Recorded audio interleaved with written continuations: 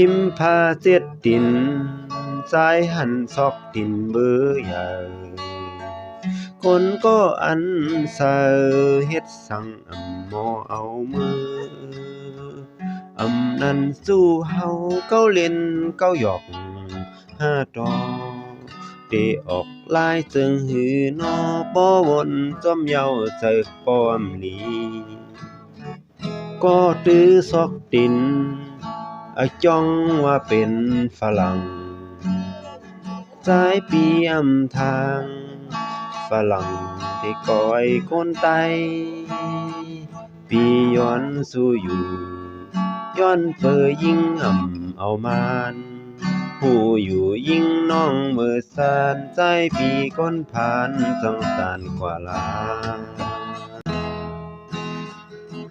สั่งว่ายิ่งน้องมีลูกฝรั่งใจขย้อนสั่งฝรั่งเจอเข้าเสอไต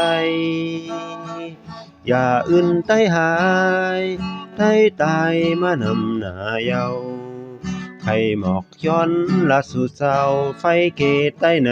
มีไว้หลายตาม